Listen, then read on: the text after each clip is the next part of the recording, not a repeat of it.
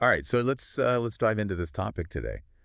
It's the World Economic Forum, Mm-hmm. which most people just call Davos. Yeah, Davos. You've probably heard about it. It's been in the news a lot lately. Yeah, definitely. So we're going to take a deep dive today based on this documentary that we found. It's Really? pretty interesting. Yeah. And I mean, I knew a little bit about Davos.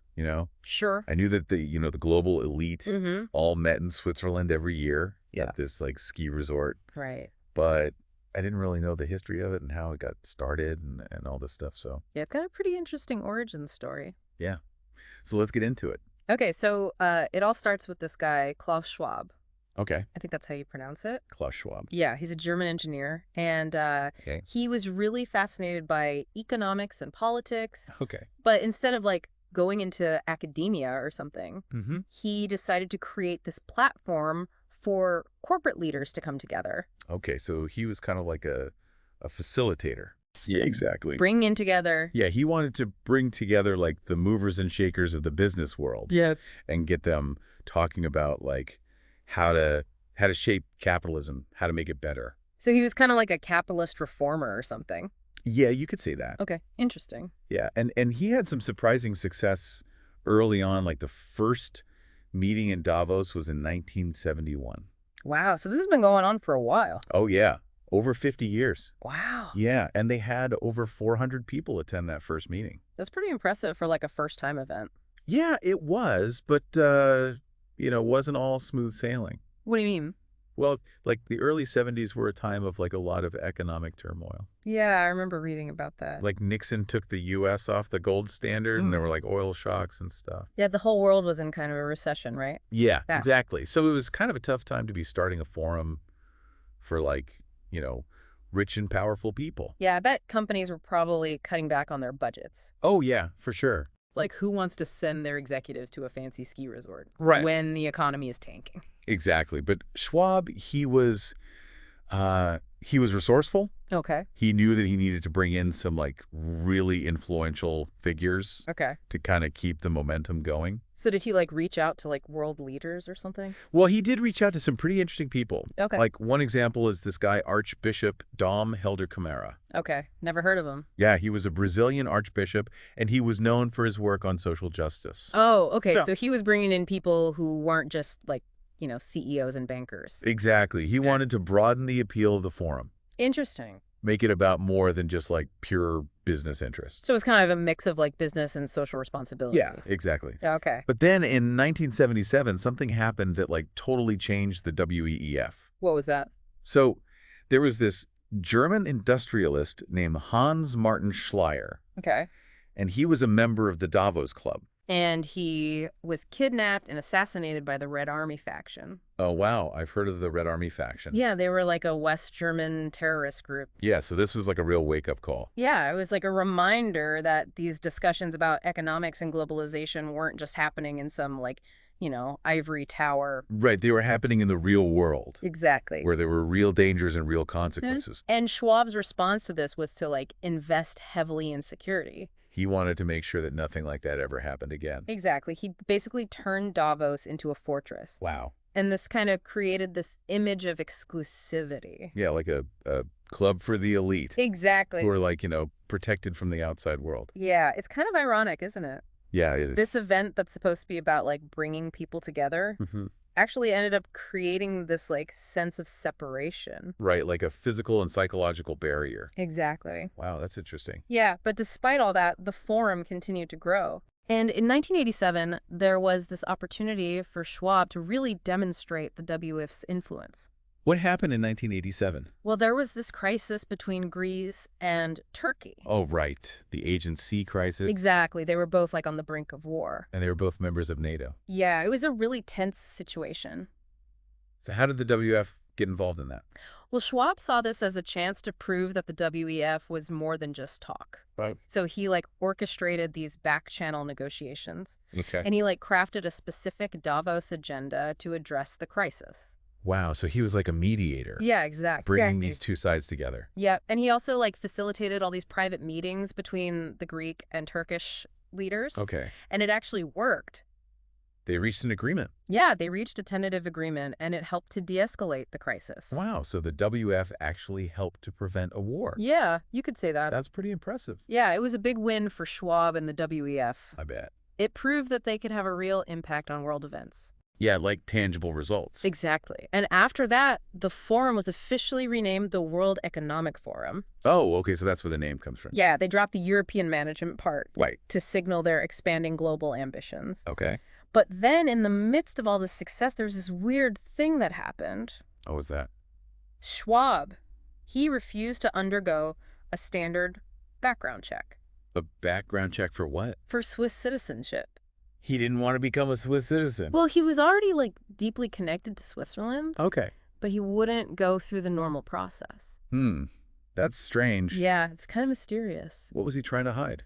Nobody knows for sure. Huh. Makes you wonder. It does. But regardless of that, Yeah. he had his sights set on the future. Mm-hmm. The world was changing rapidly with the collapse of the Soviet Union, Right. and the WEF was poised to play a role in shaping this new world order. Exactly. Yeah. And that leads us to the next chapter in the WF story, their involvement in post-Soviet Russia Okay. and the rise of Boris Yeltsin. All right, well, let's get into that in part 2. Sounds good. But first, I just want to remind everyone that this is a really complex story Definitely. with a lot of different perspectives, and we encourage you to do your own research Absolutely. and share your thoughts in the comments. We'd love to hear from you. So the fall of the Soviet Union, right? It created this huge power vacuum. Yeah. And Boris Yeltsin, he emerged as the leader of this newly independent Russia. Right. But his grip on power was really shaky, Okay. especially during the 1996 presidential election. Yeah, what was going on there? He was facing this guy, Gennady Zyuganov, Okay. who was a communist candidate. Oh, wow. So like a real throwback to the Soviet era. Exactly, like a return to the old ways. So you have this fragile new democracy, Mm-hmm. and the specter of communism is still looming large. Yeah, it was a really tense time. I bet. And the WEF, with all its connections to powerful people in business and politics, they found themselves right in the middle of it all. Okay, but how do they actually get involved in a Russian election? Well, it all comes down to this thing called the Davos Pact. Davos Pact. Yeah, it happened in 1996. Okay. So you have these Russian oligarchs, right? Yeah, the ones who got super rich after the Soviet Union collapsed. Exactly. They basically bought up all these state assets for pennies on the dollar. Yeah, I remember reading about that. And they were terrified of a communist comeback Okay. because they saw Zyuganov as a direct threat to their wealth and power.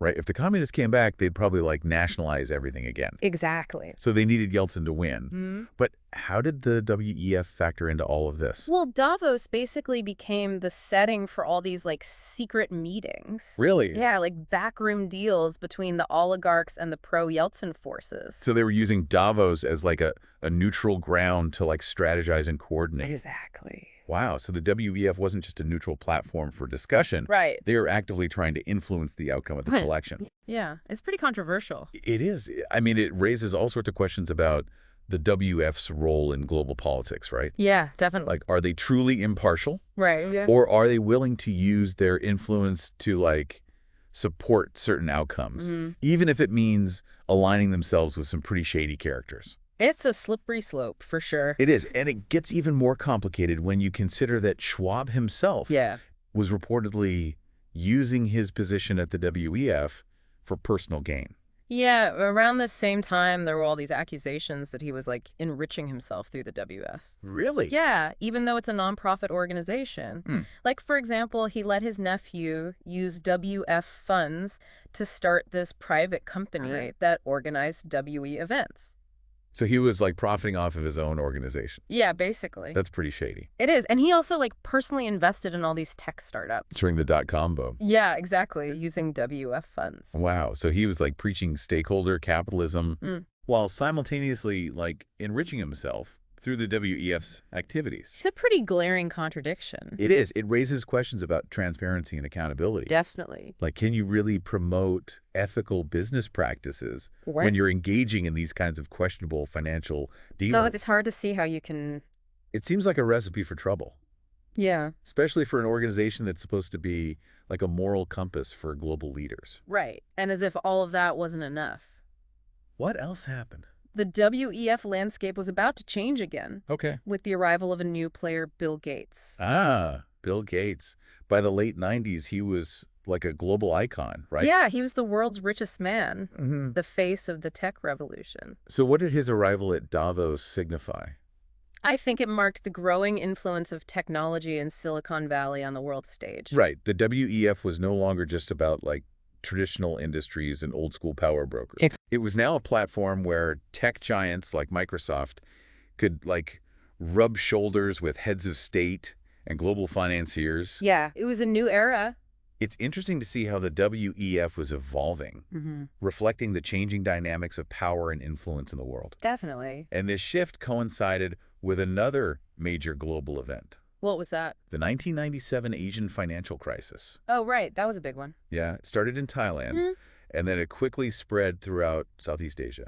Yeah, it was like a domino effect. It exposed the vulnerabilities of a rapidly globalizing world, and it highlighted the need for better coordination and cooperation among nations. Yeah, like how to address these kinds of crises. So how did the WEF respond to this crisis? They saw it as an opportunity. An opportunity for what? To push for the creation of the G20. The G20. Yeah, it's a group of the world's 20 largest economies. Right. And it's a forum for addressing global economic challenges. Okay, so the WEF was involved in the creation of the G20. Yeah, they were one of the driving forces behind it. Interesting. The first G20 meeting was held in 1999. Okay.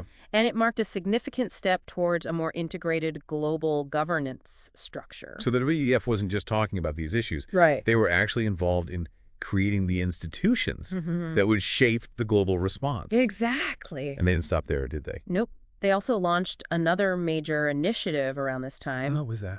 The Global Alliance for Vaccines and Immunization, or JVI. JVI, okay. Yeah, and this one involved Bill Gates in a big way. His foundation was a major funder, right? Exactly. The Bill and Melinda Gates Foundation provided a lot of the initial funding for JVI. And what was JVI's goal? It aimed to increase access to vaccines for children in developing countries. Okay, so it was a global health initiative. Yeah, a pretty ambitious one. It sounds like a noble effort. It was, but it also generated some controversy. I can imagine. Some people argued that it gave too much influence to private wealth and corporate interests. Right, like Bill Gates and his foundation. Exactly like in an area that should be governed by public health considerations. That's a valid point. And others questioned the focus on vaccines as like the primary solution to health challenges in developing countries. Yeah, like maybe there are other things that are more important. Right, like clean water and sanitation. Yeah. So even as the WEF was expanding its reach and influence, it was also generating controversy and facing pushback. It seems like a recurring theme with the WEF. It is. It's an organization that both reflects and shapes the complexities of globalization. Right, with all its benefits and drawbacks. Exactly. And it's this growing tension between the WEF's vision of a more integrated world and the rising tide of discontent with globalization. Right. That sets the stage for what comes next. Yeah. The anti-globalization movement and the tumultuous events of the early 21st century. All right. So in part 3, we'll see how the WEF navigated these challenges and how they led to some of the most controversial initiatives in the organization's history. Like Schwab's Great Reset. Exactly. That's coming up next. So as we move into the 21st century, the WEF, they really started to face this growing backlash. Yeah, you mentioned the anti-globalization movement earlier. Right. Can you talk about how that manifested and what impact it had on the WEF? So it really came to a head in the early 2000s. Okay. We saw these massive protests in cities like Melbourne. Okay.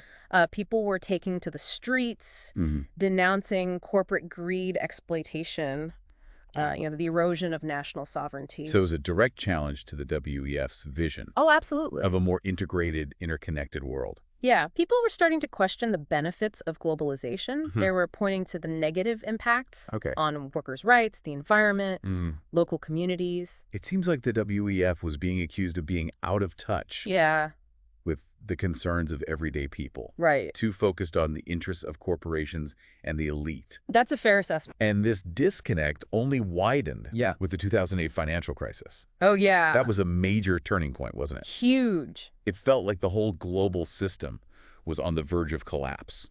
It really did. It was a stark reminder of the interconnectedness and the fragility of the global economy. And it fueled a sense of anger and disillusionment. Absolutely. With the status quo. For sure. So how did the WEF respond to this crisis. Well, Did they acknowledge the criticisms? Just try to change course? Schwab's response was basically to double down on the idea of global governance. Really? Yeah, he launched this initiative called the Great Redesign. The Great Redesign. Yeah. Okay. And he was urging governments and institutions to work together to create a more stable and sustainable system. So he still believed that more globalization, not less, was the answer. Yeah, that was his thinking. But was the world ready to listen at that point? Not really. Okay. The financial crisis had actually fueled a surge in populism and nationalism. Right. People were looking for someone to blame, and they often directed their anger at global institutions. Right, like the WEF. Exactly. We saw the rise of leaders like Donald Trump in the U.S. Yeah. and the Brexit vote in the U.K. Right. Both of those were reactions against the perceived failures of globalization. Absolutely. And this created a very different world for the WEF to operate in. Yeah, their influence was being challenged. Definitely. Their ideas were facing growing skepticism. For sure. And then just when you thought things couldn't get any more chaotic, the world gets hit with the COVID-19 pandemic. Global crisis, unlike anything we'd seen in generations. It shut down borders, crippled economies, exposed the vulnerabilities of global supply chains. It was a stress test. It really was. For globalization. Yeah. Would it lead to greater cooperation and solidarity? Right. Or would it further accelerate the trend towards nationalism and isolationism? That was the big question. It was a big question. And Schwab saw this as an opportunity. Another opportunity. Yeah, for the WEF to step in and offer a solution. He never missed a chance to promote his vision, did he? He was always ready with a plan. So what was his big idea this time? Well, in June of 2020, he unveiled his vision for a Great Reset. Great Reset. Okay. Yeah. That sounds pretty ambitious. It was. What did it actually entail? It was more of a broad framework than a detailed blueprint. Okay. It encompassed a wide range of issues. Okay. From climate change to digital transformation to healthcare reform. The idea was to build a more sustainable, equitable, and resilient world. In the wake of the pandemic. It sounds like a noble goal. It does. But I can also see how it would be controversial. Oh, yeah. It almost felt like Schwab was trying to capitalize on a global crisis to push his own agenda. That was a common criticism. And the fact that the Great Reset seemed to be embraced by a lot of the same elites who attended Davos each year only added fuel to the fire. Yeah, it reinforced this perception that the WF was out of touch with the concerns of ordinary people and more interested in consolidating power among a select few. And the prominent role that Bill Gates played in the global response to the pandemic further heightened these concerns. I mean, his foundation poured billions of dollars into vaccine development and distribution. It did. And he became a leading voice in advocating for these global health initiatives. He did. It seemed like the pandemic had given Gates and the WEF a chance to exert even more influence on the world stage. And this perception was further amplified by the rise of all these conspiracy theories, claiming that the pandemic was engineered to create a new world order controlled by the WF and its allies. Yeah, those theories were obviously unfounded, but they tapped into a very real fear that was spreading. That democracy was being eroded and that power was being concentrated in the hands of a small, unelected elite. And in the midst of all of this, a new figure emerged at Davos. Who is that? Larry Fink. Larry Fink. The CEO of BlackRock. BlackRock, that's the world's largest asset manager. It is huge. What was his message? So he became a very vocal advocate for ESG investing. ESG investing, what's that? It stands for environmental, social, and governance. Okay. It's a framework for evaluating investments based not just on financial returns, but also on their impact on the environment, society, and corporate governance. So it's about investing in companies that are doing good in the world. Right. Not just those that are profitable. Exactly. And Fink wasn't just talking about ESG. BlackRock started using its massive influence to pressure companies to adopt ESG principles, to divest from fossil fuels, to promote diversity, to embrace sustainability. So it was a major shift in the investment landscape. It was. And it seemed like the WEF's ideas about stakeholder capitalism and a more equitable global system were starting to gain traction. Yeah, among some of the world's most powerful investors. But just as the WEF's influence seemed to be growing, they were also facing a series of internal scandals. that would threaten their reputation and their future. What happened? Well, this was in 2024. Okay. When the Wall Street Journal published this explosive report Okay. detailing allegations of sexual harassment, racism, a toxic work environment within the WEF. Wow. Over 80 current and former employees came forward with their stories, painting a pretty disturbing picture of an organization that seemed to operate with a sense of impunity. It was a major blow to the WEF's reputation as this progressive, forward-thinking organization. And the allegations against Schwab himself were particularly damning. What were they? He was accused of making unwanted advances toward female staff members. Oh, wow. Creating a culture of fear and intimidation. So these allegations led to calls for his resignation. They did. And he eventually stepped down. He did. As executive chairman in early 2025. Wow. So even as the WEF was trying to reshape the world, they were grappling with some serious problems within their own ranks. Seems like a classic case of hypocrisy. It does. So where does this leave the WEF today? Well, that's a good question. Are they still a powerful force in global affairs? I think they are to some extent. Okay. I mean, they still hold their annual meeting in Davos. Right. Which continues to attract world leaders and generate headlines. It does. And their initiatives on issues like climate change and digital transformation continue to shape global agendas. But there's no doubt that their reputation has been tarnished. Oh, yeah, for sure. And their vision of a more integrated, globalized world is facing stronger headwinds than ever before. Absolutely. The rise of populism, nationalism, geopolitical tensions. It's created a much more fragmented and uncertain world. And the WEF's ability to navigate this new landscape and regain the trust of a skeptical public remains to be seen. Yeah, it's a big challenge. It's a fascinating story, isn't it? It is. The rise and potential fall of an organization that has played such a significant role in shaping the world we live in. For sure, it raises some important questions about the future of globalization, the role of elites in shaping global governance, the need for greater transparency and accountability in international institutions. Well, it definitely leaves us with a lot to think about. It does. So what do you think about the WEF's role in the world? Yeah. Are they a force for good or a symbol of everything that's wrong with globalization? Right. Let us know in the comments below. Yeah, we'd love to hear your thoughts. And don't forget to like, subscribe, and share this episode with your friends. Thanks for listening. Thanks for joining us on this deep dive.